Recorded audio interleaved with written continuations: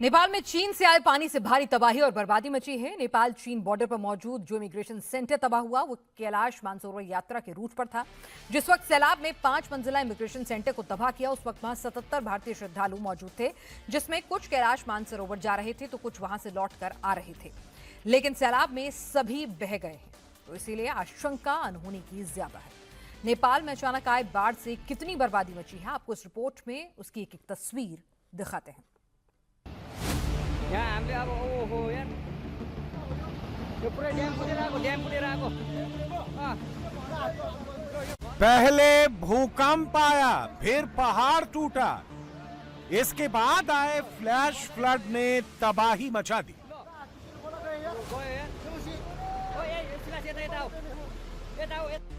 ये Nepal China border के immigration centre की तस्वीर है। यहाँ ऐसा सैलाब आया कि सब कुछ अपने साथ तबाह करते हुए चला गया। 5 मंजिला इमारत भी सैलाब के सामने टिक ना सकी। सैलाब उसे पार करते हुए आगे बढ़ गया। ये तस्वीर देखिए, सैलाब की गर्जना सुनकर वहां मौजूद लोग भाग रहे हैं। आसपास काफी बसें भी खड़ी हैं।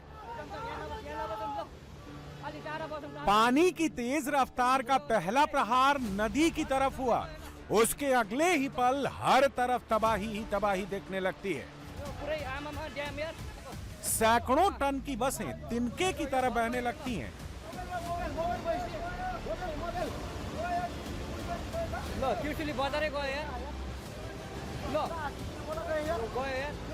सैलाब में इमिग्रेशन सेंटर और आसपास की इमारतें भी बह जाती हैं। जो लोग पहले दिखाई दे रहे थे उनके नामो निशान भी नहीं दिखते।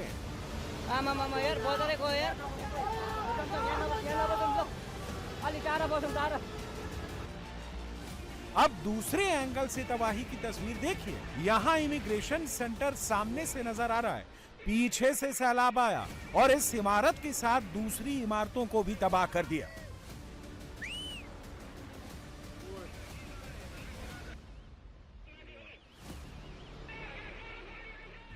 ये नेपाल में मची तबाही का स्टार्टिंग पॉइंट था। इसी पानी ने आगे जाकर नेपाल में बर्बादी मचा दी। तिब्बत से पानी नेपाल में घुसा तो शिकार ये पुल बना। पानी के साथ इतना मलबा था कि पुल पल भर में ही टूट गया। तिब्बत का ये पानी नेपाल की भोटे कोशी नदी में जा मिला। भोटे कोशी नदी का जलस्तर अचानक बढ़ने से टिमुरे और स्याब्रू बेसी इलाके में कई घरों को नुकसान पहुंचा। सैलाब ने नदी किनारे बसे पूरे टाउन को अपनी चपेट में ले लिया।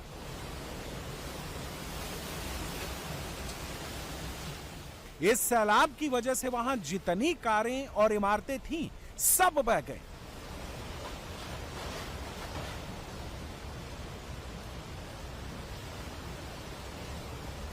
उत्तरी रासुआ में बॉर्डर आउटपोस्ट पर तैनात नेपाल आर्म पुलिस फोर्स के 4 जवान अचानक आई बाढ़ के बाद लापता हो गए।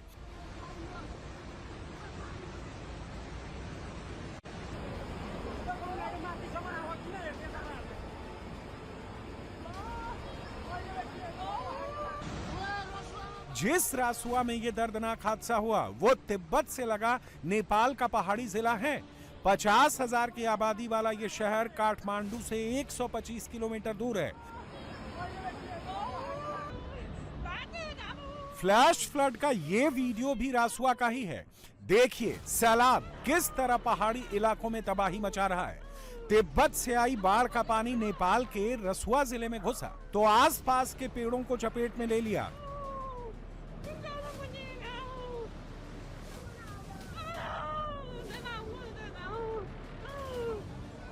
बाढ़ की चपेट में रसुआ का एक हाइड्रो पावर प्रोजेक्ट भी आ गया और बह गया। बाढ़ के बाद बड़ी संख्या में लोग लापता हैं। नेपाल के पर्यटन विभाग के मुताबिक 384 लोगों का पता नहीं चल रहा है। इसमें 291 विदेशी पर्यटक हैं, जिसमें 105 भारतीय नागरिक भी शामिल हैं।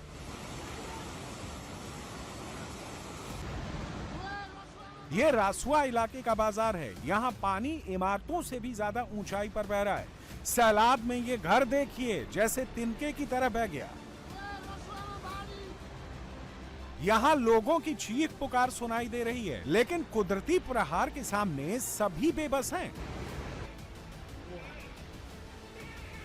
फ्लैश फ्लड की अगली खौफनाक तस्वीर देखिए। नदी में अचानक सैलाब आ जाता है। बगल में एक ट्रक चल रहा है। ड्राइवर तेजी से भगाने की कोशिश करता है, लेकिन पानी के तेज रफ्तार से तेज नहीं भाग पाता। जब अगला वीडियो दिखता है तो ट्रक प्रलंकरकारी बाढ़ में बह चुका होता है।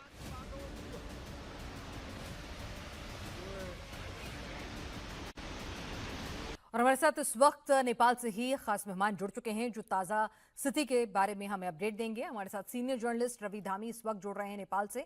मोहन सिंह जी हैं सीनियर जर्नलिस्ट नेपाल से हमारे साथ जुड़ रहे हैं। रवि धामी जी, सबसे पहले तो इस त्रासदी पर हमारी संवेदनाएं हैं। फिलहाल वहां पर क्या स्थिति है, हम आपसे अपडेट चाहेंगे। और 105 भारतीय टूरिस्ट जो हैं उनका संपर्क कटा हुआ है और इमिग्रेशन सेंटर पूरी तरह से तबाह होता हुआ नजर आ रहा है, तो उस पर कोई अपडेट, कोई औपचारिक जानकारी? जी टीना जी, मैं आपको बता दूं, मेरा नेपाल पुलिस के हेड ऑफिस में वहाँ के पुलिस के प्रवक्ता डीआईजीपी अभी नारायण काफले से थोड़ा पहले मेरी बात हुई थी। अभी तक बाढ़ में 72 लोगों का सब मिला है। 72 लोगों में से 31 पुरुष है और मेन है और 23 वोमेन है। इसके अलावा 2 नाबालिका है, बालिका है और एक बालक है। और इसके बाद 15 लोगों का लिंक पहचान नहीं हो पाया है। तो टोटल कुल मिला के 72 लोगों का सब मिला हुआ है। ये अभी army police Nepal police headquarter से ये जानकारी मिली है। और इसके अलावा अभी एक और ब्रेकिंग न्यूज है कि ये जो प्रलय आया है बाढ़ का, इसमें वहाँ का लांगटांग राष्ट्रीय नेशनल पार्क है और उसके अलावा वहाँ हाइड्रो पावर में तैनात नेपाल आर्मी के 44 लोग भी अभी लापता हुए हैं। ये नेपाल आर्मी के हेड प्रवक्ता मतलब जनरल राजाराम बस्नेत ने इसकी पुष्टि की है। और इसके अलावा अभी नया और न्यूज आया है कि उस एरिया में कम से कम 9 बैंक था, उनमें से 8 बैंकों के 26 कर्मचारी भी अभी लापता है, मिसिंग में है। उनका भी ये उसमें कनेक्शन भी नहीं आया है। और इसके अलावा वहाँ जो बैंक और इसके बैंक के अलावा जो इमिग्रेशन और कस्टम के ऑफिसर थे, उसमें वहाँ के कम से कम 16 लोग अभी लापता हुए हैं, ये भी अभी जानकारी आया है। और इसके अलावा कम से कम नेपाल टूरिज्म बोर्ड ने 384 साल का और विदेश का पर्यटक लोग थे, ये भी मिसिंग में है। इनमें से 105 भारत के।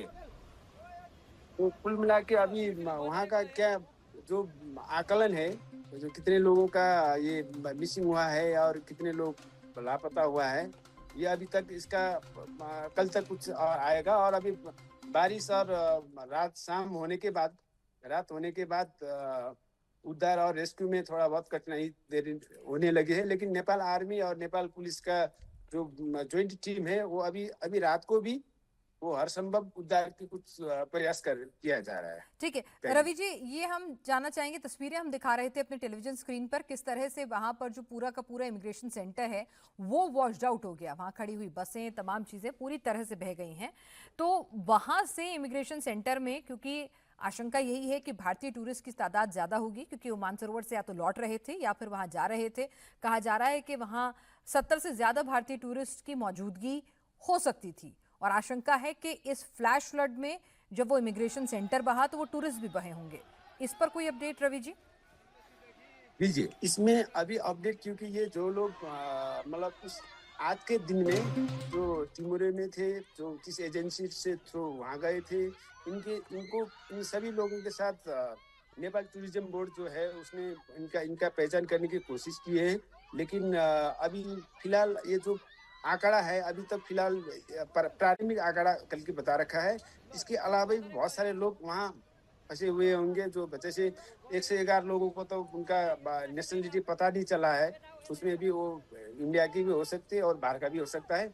और और इसके अलावा भी आंकड़ा बढ़ने की कोशिश चांसेस ज्यादा है। ज्यादा है, बिल्कुल। इस भयावह तस्वीरें अपने आप इस अनहोनी की ओर ही इशारा कर रही हैं कि आंकड़ा और ज्यादा बढ़ सकता है। मोहन सिंह जी भी हमारे साथ, वरिष्ठ पत्रकार, नेपाल से जुड़ चुके हैं। मोहन सिंह जी, मैं चाहूंगी कि अगर आप एक जगह स्टेबल हो जाएं। आप चल रहे हैं तो थोड़ा कनेक्शन में दिक्कत आ रही है, इसलिए मैं आपसे बात नहीं कर पा रही थी।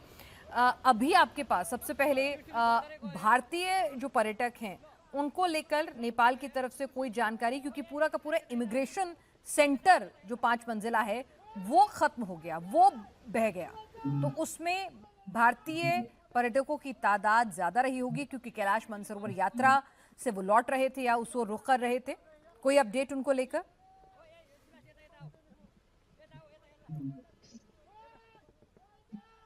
वाले जो रास्ता है रसुआ होकर, वहां पर भारतीय पर्यटक लगभग 200 से अधिक थे और बाकी सारे नेपाली पर्यटक थे वहां पर।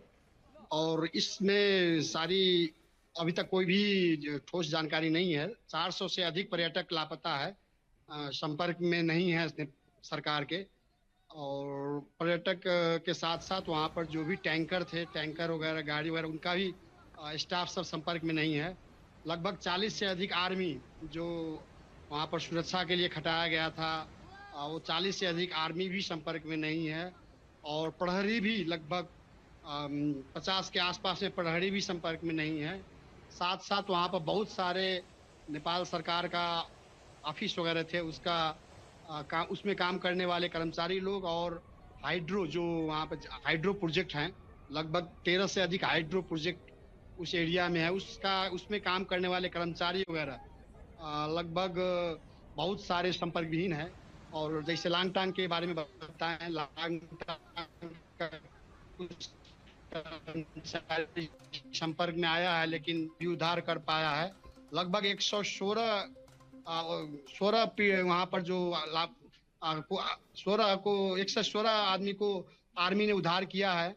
और बहुत सारे को जो मृत अवस्था में, लगभग 38 आदमी मृत अवस्था में मिला है। और बाकी लोग के लिए नेपाल सरकार इमरजेंसी घोषणा किया है और इमरजेंसी के तहत फास्ट ट्रैक में सभी काम कर रहा है। जी बिल्कुल, वहां पर राहत और बचाव कार्य, अंधेरा हो चुका है, उसके बाद भी आर्मी, पुलिस, वहां पर तमाम लोग जो है इस वक्त लगातार जुड़े हुए हैं। हम आप तक लगातार पहुंच रहे हैं। जो हमें जानकारी आप लोगों ने दी है कि 72 शव जो हैं वो औपचारिक तौर पर मिल चुके हैं।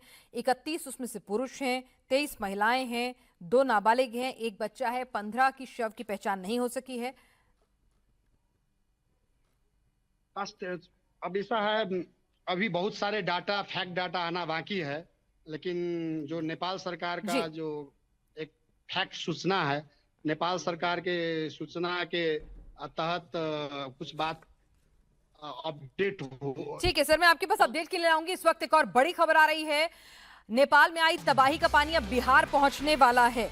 इस वक्त की बड़ी खबर, बिहार पहुंचने वाला है वो पानी। बिहार में नेपाल बॉर्डर से सटे इलाकों में अलर्ट जारी कर दिया गया है। पुलिस नदियों के किनारे वाले इलाकों को खाली करवा रही है। लोगों से नदियों से दूर रहने की अपील की जा रही है। ग्लोफ कहते हैं कि जो ग्लेशियर से टूटकर जो पूरा फ्लैश फ्लड जिस तरह से आया है, उसका पानी धीरे धीरे अब नेपाल के रास्ते, जो पूरा का पूरा बॉर्डर लगा हुआ है उत्तर प्रदेश के कई जिलों का और साथ ही साथ बिहार का, तो कहा जा रहा है कि वहां पर अब नदियों का जलस्तर बढ़ सकता है। एहतियातन एनडीआरएफ की और एसडीआरएफ की टीमें तैनात कर दी गई हैं। गंडक का पानी जो है वो भी ओवरफ्लो कर सकता है।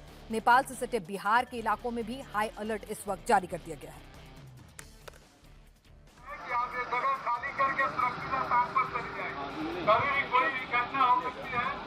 आप लोग से आग्रह है कि जगह खाली करके सुरक्षित स्थान पर चले जाए। आप लोग सुनो, मेरी बात को सुन रहे हैं तो भी जो है आप लोग खड़े हैं। आप लोग को बार बार बोला जा रहा है कि जगह खाली करके सुरक्षित स्थान पर चले जाए। बच्चे काम करके आते हैं, आप लोग जो है बच्चे अपने गार्जियन अपने बच्चों को संभाल कर सुरक्षित जगह पर ले जाए। गंडक नदी में अचानक चलिए, तो वहां पर एनडीआरएफ की टीम, एसडीआरएफ की टीम अलर्ट पर है और साथ ही पुलिस लगातार घोषणा कर रही है।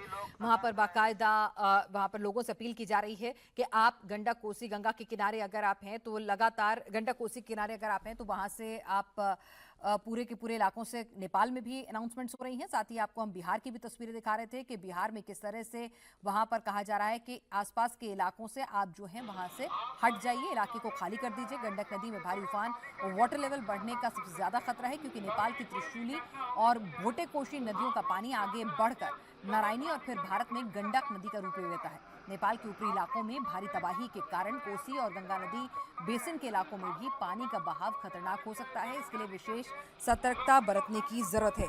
Glacier lake outburst flood draught इसको कहते हैं। जिस तरह से यहाँ पर अभी गंडक में पानी जो है उस पे उफान आने की, उसका जलस्तर बढ़ने का खतरा लगातार मंडरा रहा है।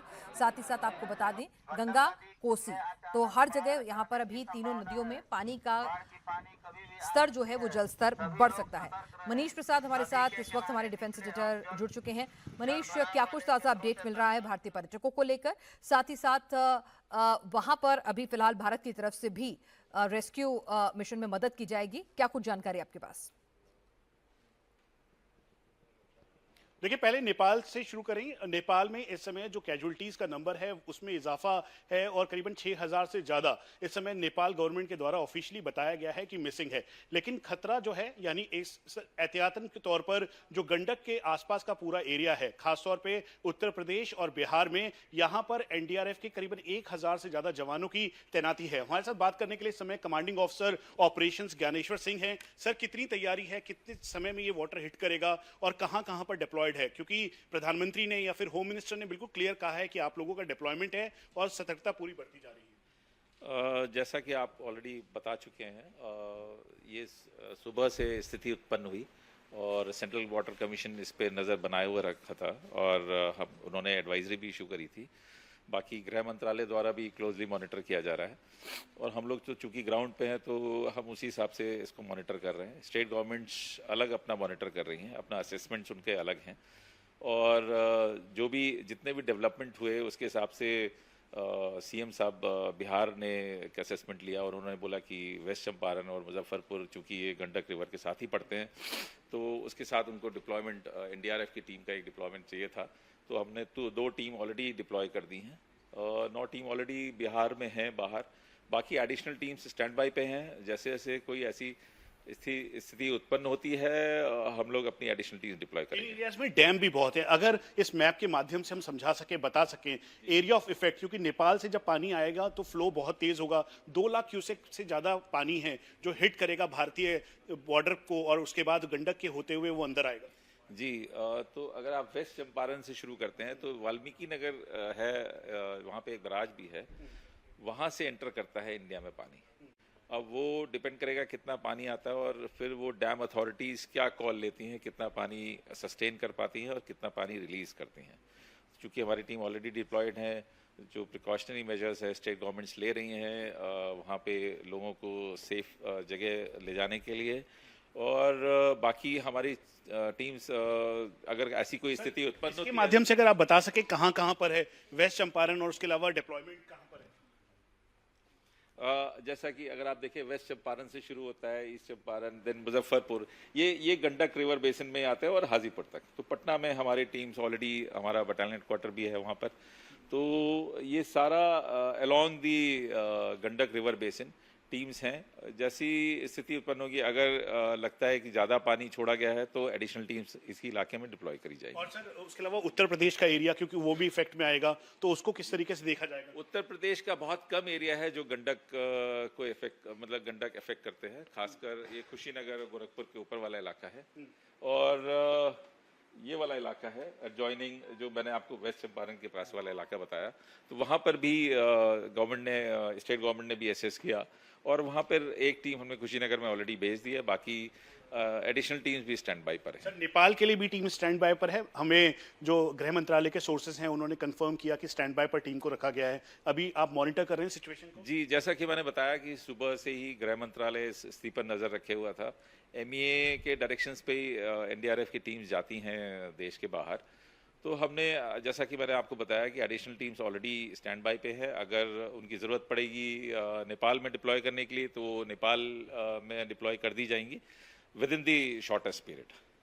तो ये इस समय हमारे साथ पिनाज कमांडिंग ऑफिसर एनडीआरएफ के ऑपरेशंस के हैं और ऑपरेशंस बहुत ही माइन्यूटली इस समय मॉनिटर किया जा रहा है। खासतौर पे जो पूरा का पूरा बिहार की बेल्ट है, उसके अलावा उत्तर प्रदेश की बेल्ट, जहां पर इस गंडक रिवर का जो फ्लो है वो इंक्रीज होगा। और ये माना जा रहा है कि सर कितना टाइम लगेगा अप्रोक्सीमेटली, जो सेंट्रल वाटर कमीशन है उसके द्वारा क्या बताया गया, क्या कहा गया? एक्चुअली उन्होंने तो सुबह ही एक एडवाइजरी जारी कर दिया था कि इस जो गंडक रिवर बेसिन के साथ साथ जितने भी डिस्ट्रिक्ट्स है या जो फ्लड प्लेन्स का इलाका है उससे लोगों को सही सेफ जगह पर पहुंचा दिया जाए, इसीलिए एडवाइजरी जारी करी जाती है स्टेट गवर्नमेंट्स को। ये सुबह जारी कर दी गई थी। ठीक है। तो स्टेट गवर्नमेंट्स अपना काम कर रही हैं और हम लोग रिस्पांस के लिए तैयार हैं जैसी भी स्थिति होगी। क्योंकि बहुत सारे इक्विपमेंट, क्योंकि क्या सिचुएशन होगी उस समय ही पता, बाद में ही पता लगेगा। तो इक्विपमेंट, प्लेटफॉर्म्स या स्निफर डॉग्स और सब K9 यूनिट, FWR का जो साजो सामान होता है, चूंकि हमारा ये तो फ्लड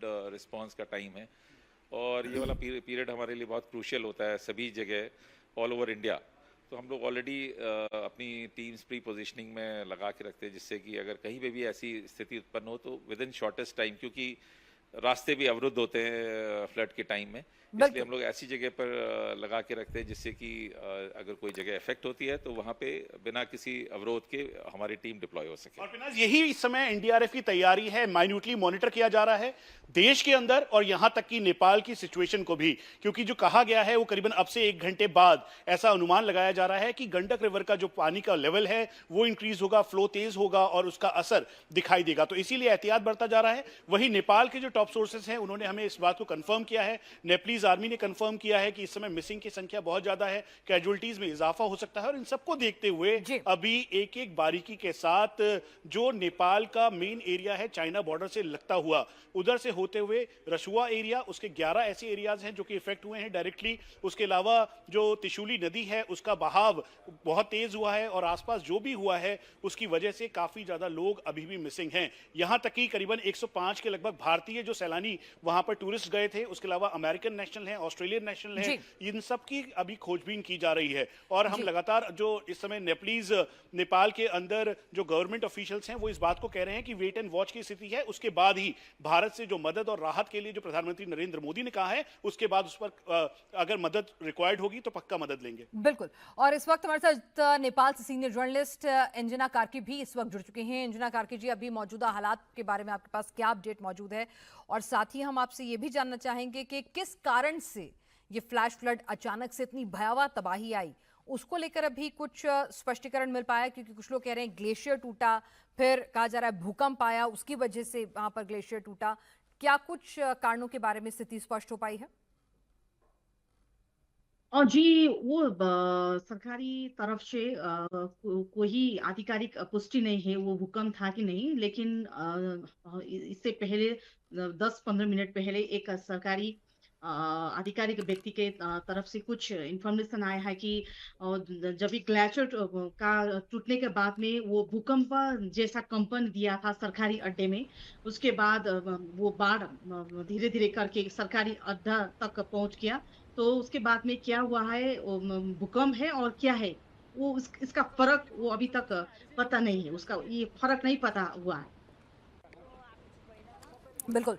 तो अभी फिलहाल क्या कारण थे उसको लेकर लगातार अलग अलग बयान आ रहे हैं, स्थिति अभी स्पष्ट नहीं है, उसकी अभी जांच की जाएगी। फिलहाल रेस्क्यू और रिलीफ ऑपरेशंस जो हैं इस वक्त फुल स्विंग में चल रहे हैं। हालांकि अंधेरा होने की वजह से उसमें कुछ दिक्कतें आ रही हैं।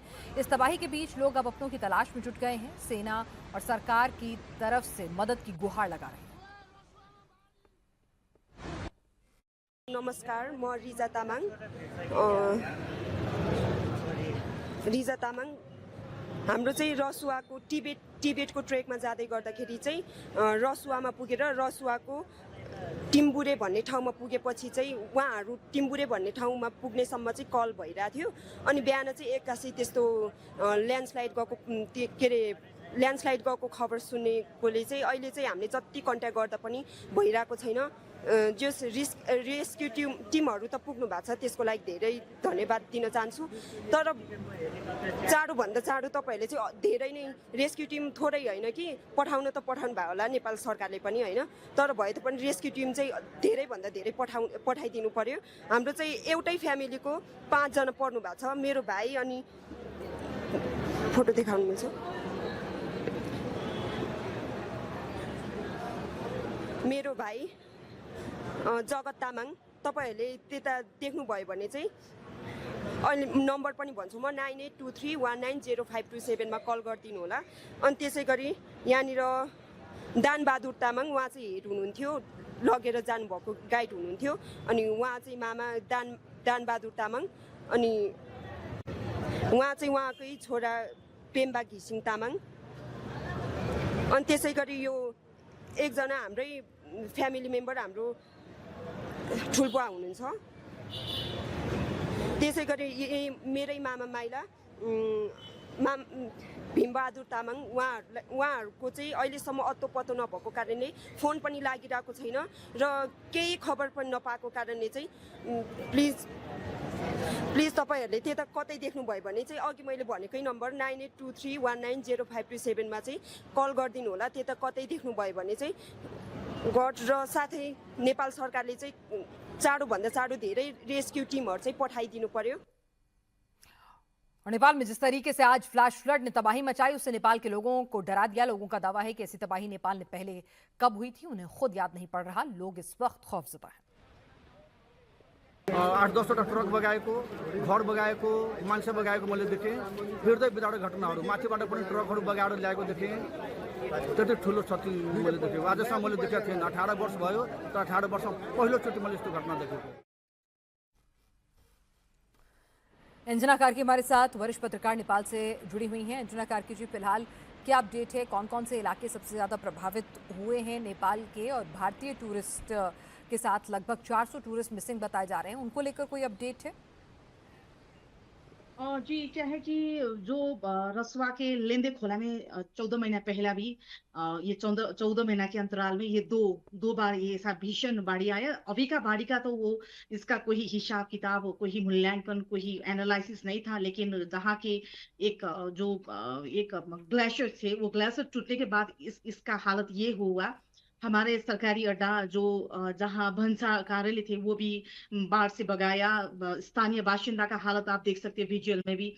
लेकिन अभी तक सरकारी तरफ से कोई इंफॉर्मेशन, एग्जैक्ट इंफॉर्मेशन, इतने लोग हैं, इतने लोग घायल, इतने लोग मौत, इतने लोग का अभी तक लापता का कोई खबर अभी तक नहीं है। नेपाल सरकार अभी रेस्क्यू ऑपरेशन में लगा है। तो आज का नेपाल सरकार के तरफ से वो सूचना अधिकारी, सूचना मंत्रालय से भी ये इंफॉर्मेशन और पत्रकार सम्मेलन नहीं कर पाया। जो है कि जो हालत है वो ग्लेशियर अभी भी, जो आज का हालत जो है वो भगवान से प्रार्थना कर रहा हूँ कि दूसरे दिन और तीसरे दिन में ये हालत नहीं होना चाहिए, अभी आने वाले दिन में। लेकिन अभी भी चाइना का एक आधिकारिक चाइनीज मीडिया से एक अपील आया हमारे नेपाल के लोकल मीडिया में भी कि अभी जो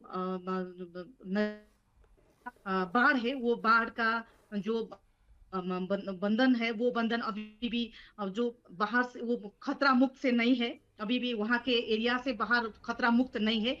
रसुआ गढ़ी नहीं, रसुआ गढ़ी के आसपास के यद्यपि चितवन, मनांग, चितवन, मुगलिन और काफी सड़क अभी आप देख सकते हैं सड़क का पहचान नहीं हो रहा है।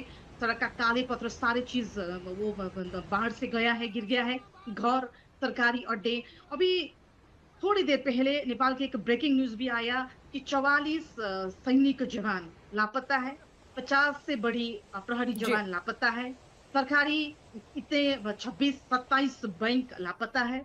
और अभी तक का फिलहाल का इंफॉर्मेशन में अभी इतने आदमी तो नहीं बोल सकता हूँ, लेकिन 500 से ज्यादा सरकारी अड्डा में जो काम करने वाला आदमी था वो आदमी लापता है।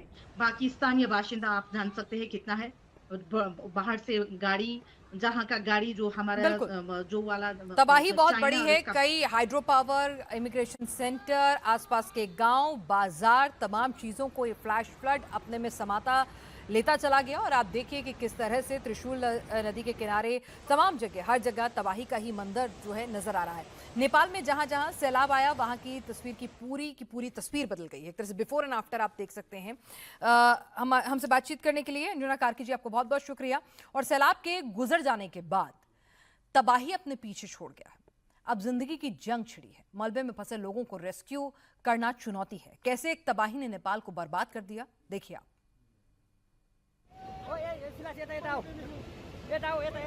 चहल पहल थी, मार्केट में लोग थे, अब यहाँ कुछ नहीं बचा है।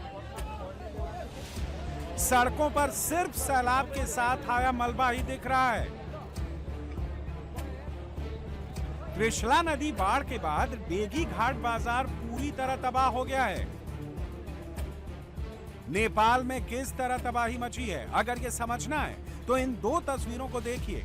सैलाब से पहले यहाँ सैकड़ों इमारतें थी, लेकिन सैलाब के बाद कुछ नहीं दिख रहा है। न जाने कितनी बिल्डिंगें जमींदोज हो गई, न जाने कितने लोग मलबे में दब गए। रासुआ में तबाही के बाद जिंदगी की जंग जारी है। फ्लैश फ्लड के बाद राहत और बचाव की टीमें फंसे लोगों को बाहर निकाल रही हैं। रस्सी की मदद से बाढ़ में फंसे लोगों को निकाला जा रहा है, लेकिन सैलाब अपने साथ इतना मलबा बहा कर लाया है कि रेस्क्यू ऑपरेशन में भारी परेशानी का सामना करना पड़ रहा है। ये भी रासुआ का बाढ़ प्रभावित इलाका है। यहाँ सैलाब कितनी तेजी से आया और थोड़ी देर में कितनी तबाही मचा कर गया, देख सकते हैं। देखिए, मकान मलबे में समा गया है, ट्रैक्टर फंस गया है। इस मकान को देखिए, इसके दरवाजे पर सिर्फ ऊपर का हिस्सा ही नजर आ रहा है, नीचे पूरी तरह से मलबा भरा है। यह नुआकोट इलाके का अस्पताल है। यहाँ बड़ी संख्या में अचानक आए सैलाब की वजह से घायल हुए लोगों का इलाज चल रहा है। सेना के जवान ऑक्सीजन लेकर अस्पताल पहुंच रहे हैं, जिससे गंभीर रूप से घायल हुए लोगों का इलाज किया जा सके। नुआकोट की ये दूसरी तस्वीर है। सैलाब तो चला गया, लेकिन उसका साइड इफेक्ट अभी भी दिख रहा है। बरसाती नाले अभी भी उफान पर हैं। कुछ मिनटों का सैलाब कैसे सब कुछ बर्बाद कर गया, देखिए। कुछ गाड़ियां तो कबाड़ में तब्दील हो गई हैं। ऐसा लग रहा है कि सालों से इसका मलबा यहीं पड़ा था। कहीं कहीं मलबा तो दूसरी मंजिल तक पहुंच गया है। नदी किनारे बने घरों में ज्यादातर की छत गायब हो गई है। बाढ़ से बर्बादी का अगला मंजर देखिए। सैलाब के बाद लोगों के जरूरी सामान पानी में बह गए।